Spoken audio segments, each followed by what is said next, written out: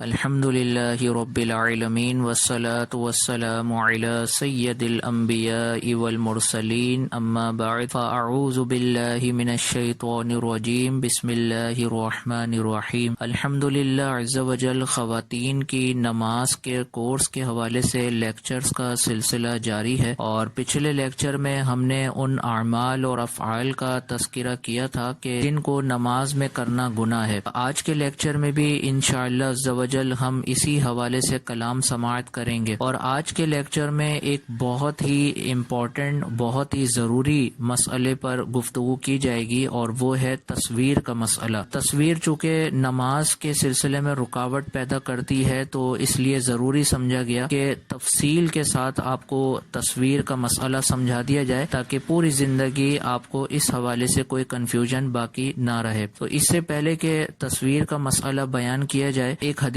مبارکہ جو کہ بخاری شریف میں موجود ہے وہ یہ ہے کہ نبی کریم علیہ الصلاۃ والسلام نے ارشاد فرمایا کہ جس گھر میں تصویر ہو اس گھر میں رحمت کے فرشتے داخل نہیں ہوتے۔ اسی حدیث مبارکہ کو ملحوظ رکھتے ہوئے علماء نے ارشاد فرمایا کہ چاہے کوئی بندہ نماز پڑھ رہا ہو یا نہ پڑھ رہا ہو، گھر کے اندر اگر تصویر موجود ہے یا اس نے لگائی ہوئی ہے دیوار پر، تو اس سبب سے رحمت کے فرشتے اس کے گھر میں داخل نہیں ہوں گے۔ اور اس میں ایک اور خرابی یہ ہے کہ اگر کوئی نماز نہیں پڑھ رہا تو رحمت کے فرشتے داخل نہیں ہوں گے، اور اگر کوئی نماز پڑھ رہا ہے اور تصویر لگی ہوئی ہے تو اس صورت میں دو خرابیاں لازم آئیں گی۔ ایک تو رحمت کے فرشتے داخل نہیں ہوں گے، اور دوسرا یہ کہ اس صورت میں نماز بھی مکروہ تحریمی ہوگی۔ لیکن یاد رکھیں کہ تصویر کے حوالے سے کچھ شرائط ہیں، اگر وہ شرائط اچھے طریقے سے آپ تمام سماعت کر لیں تو انشاءاللہ عز وجل آپ کو یہ مسئلہ اچھے طریقے سے سمجھ میں آ جائے گا۔ پہلی شرط یہ ہے کہ تصویر جاندار کی ہو۔ جاندار سے مراد یہ ہے کہ وہ تمام مخلوقات کے جن کے اندر روح موجود ہوتی ہے، مثال کے طور پر انسان، جانور،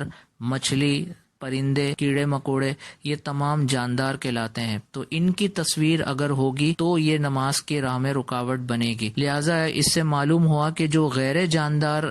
اشیاء کی تصاویر ہیں یہ شرعی اعتبار سے بالکل جائز ہیں، اور یہ نماز کی راہ میں رکاوٹ نہیں بنیں گی۔ غیر جاندار اشیاء کی تصاویر کی مثالیں کیا کیا ہو سکتی ہیں؟ مثال کے طور پر درخت ہیں، پہاڑ ہیں، آسمان ہے، زمین ہے، یا اسی طرح سمندر کی تصویر ہے، یا اسی طرح سورج کے طلوع اور غروب ہونے کی تصاویر ہے۔ تو یہ تصویر اگر گھر میں لگی ہوئی ہے تو یہ بالکل جائز ہے، اور اس سے نماز میں کوئی مسئلہ پیدا نہیں ہوگا۔ تصویر کی دوسری شرط یہ ہے کہ اس تصویر کا پرنٹ آؤٹ نکلا ہوا ہو۔ اس شرط کا مطلب یہ ہے کہ اس تصویر کو آپ اپنے ہاتھوں سے چھو سکتے ہو۔ جیسے ہم تصویر کا جب پرنٹ آؤٹ نکال لیتے ہیں پیپر کے اوپر، تو اس پیپر پہ ہمارا ہاتھ لگتا ہے، یعنی تصویر کو ہم چھو سکتے ہیں۔ تو اس کا مطلب یہ ہے کہ یہ تصویر ایسی ہے کہ جس کا پرنٹ آؤٹ نکل چکا ہے۔ اس سے معلوم ہوا کہ وہ تصاویر کے جو ہمارے لیپ ٹاپ میں ہوتی ہیں، موبائل کے اندر ہوتی ہیں، تو یہ بالکل جائز ہوں گی۔ اور اس کے جائز ہونے کی وجہ کیا ہے کہ چونکہ اس کا پرنٹ آؤٹ نہیں نکلا ہوا، تو پرنٹ آؤٹ نہ نکلنے کی وجہ سے یہ تصویریں بالکل جائز ہیں۔ بس اس میں شرط یہ ہے کہ جو تصاویر لیپ ٹاپ اور موبائل کے اندر موجود ہیں وہ جائز چیز کی ہونی چاہیے۔ اور تصویر کے حوالے سے اگلی شرط یہ ہے کہ وہ تصویر تعظیم کے مقام پر ہو، یعنی اگر مثال کے طور پر جاندار کی تصویر سامنے دیوار پر لگی ہوئی ہے تو دیوار پر تصویر لگانا یہ تعظیم کی صورت بنتی ہے، تو لہٰذا یہ تعظیم کے مقام پر ہونے کے سبب نماز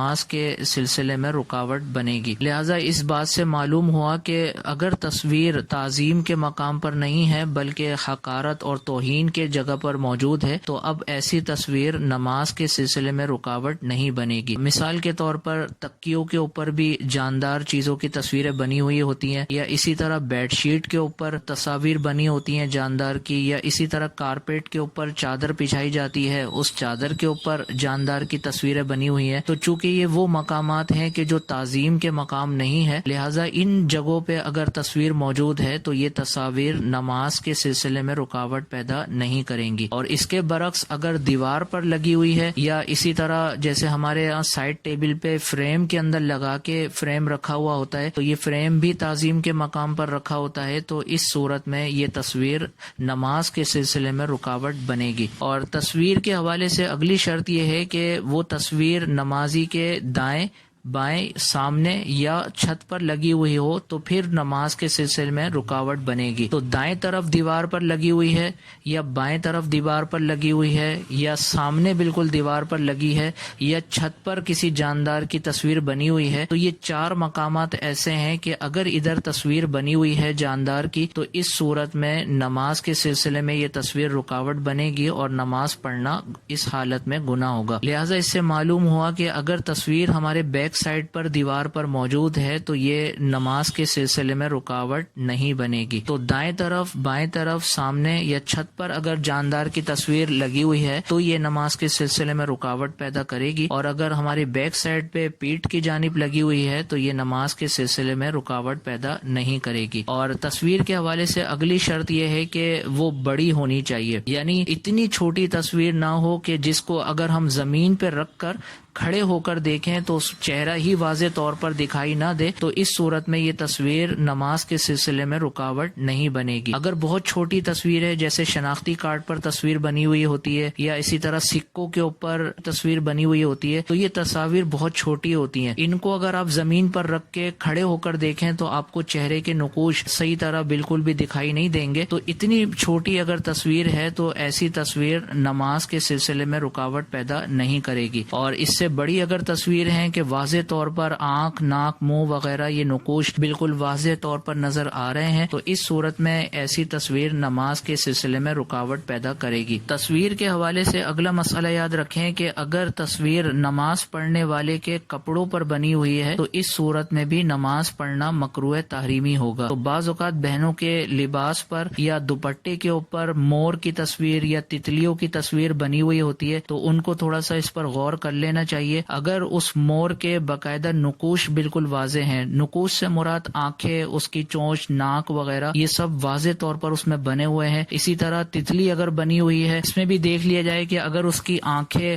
اور چہرے کے دیگر نقوش بالکل واضح طور پر بنے ہوئے ہیں، تو اس صورت میں ایسے کپڑے پہن کر نماز پڑھنا یہ مکروہ تحریمی ہوگا۔ اور بعض اوقات تصویر ایسی ہوتی ہے کہ جس میں نقوش بنے ہوئے نہیں ہوتے، یعنی پورا اس میں کلر فل ہوتا ہے، کلر بھرا ہوا ہوتا ہے، اور اس میں اتنا تو پتہ چل رہا ہوتا ہے کہ یہ تتلی کی تصویر ہے یا مور کی تصویر ہے، لیکن اس کے اندر کلر پورا بلیک ہوتا ہے، اس میں نہ آنکھیں نظر آ رہی ہوتی ہیں، نہ اس کی ناک نظر آ رہی ہوتی ہے، تو ایسی تصویر نماز کے سلسلے میں رکاوٹ پیدا نہیں کرے گی۔ اور اس حوالے سے یہ بھی یاد رکھیں کہ اگر ہم نے خود لباس تصویر والا نہیں پہنا ہوا لیکن ہمارے سامنے کوئی بچہ ایسا لباس پہن کے بیٹھ گیا کہ جس کے کپڑوں پر تصویر جاندار کی بنی ہوئی ہے، تو اس صورت میں بھی نماز پڑھنا مکروہ تحریمی ہوگا اور اس صورت میں نماز کو دوبارہ پڑھنا ہوگا۔ تو بچوں کو کپڑے دلاتے وقت بھی یہ احتیاط کرنی چاہیے کہ ایسے کپڑے بچوں کو دلائے جائیں کہ جس پر جاندار کی تصویر نہ بنی ہوئی ہو۔ جیسا کہ پہلے آپ کو بتا دیا گیا کہ جاندار کی تصویر اگر بنی ہوئی ہو تو اس گھر میں رحمت کے فرشتے داخل نہیں ہوتے۔ تو اگر ایسی تصویر والے کپڑے دلا دیے جائیں گے تو اس میں نماز میں بھی مسئلہ ہوگا کہ کوئی بہن نماز پڑھ رہی ہیں گھر کے اندر اور ان کے بچے نے ایسی شرٹ پہنی ہوئی ہے جس پر جاندار کی تصویر بنی ہوئی ہے اور وہ آ کے نماز میں سامنے بیٹھ گیا، تو اس صورت میں بھی ان کی نماز مکروہ تحریمی ہوگی۔ تصویر کے حوالے سے اگلا مسئلہ یہ ہے کہ بعض اوقات بچوں کے کھلونے یہ جاندار کی شکل سے مشابہت رکھنے والے ہوتے ہیں، جیسے مختلف جانوروں کی شکل رکھنے والے کھلونے ہوتے ہیں، تو یہ کھلونے اگر نماز میں سامنے کسی تعظیم کے مقام پر ہوئے ہیں تو اس صورت میں بھی نماز پڑھنا مکروہ تحریمی ہوگا۔ لیکن اگر یہ کھلونے زمین پر پڑے ہوئے ہیں، تعظیم کے مقام پر نہیں ہیں، تو اب تو بلا کراہت نماز پڑھنا جائز ہوگا۔ لیکن اگر یہ کھلونے تعظیم کے مقام پر رکھے ہوئے ہیں اور جاندار کی تصویر والے ہیں تو اس صورت میں نماز پڑھنا مکروہ تحریمی یعنی گناہ ہوگا۔ امید ہے کہ آج کے لیکچر میں بیان کیے گئے تصویر سے متعلق ضروری مسائل آپ تمام بہنوں کو سمجھ میں آ گئے ہوں گے۔ اللہ عز و جل کی بارگاہ میں دعا ہے کہ اللہ عز و جل ہمیں کامل فہم کے ساتھ ان مسائل کو سیکھنے، سمجھنے اور آگے پھیلانے کی توفیق عطا فرمائے۔ آمین بجاہ النبی الامین صلی اللہ تعالی علیہ وسلم۔ آپ دیکھ رہے ہیں PATF Islamic info YouTube channel. مزید اسلامک ویڈیوز کے لیے ہمارا چینل سبسکرائب کریں۔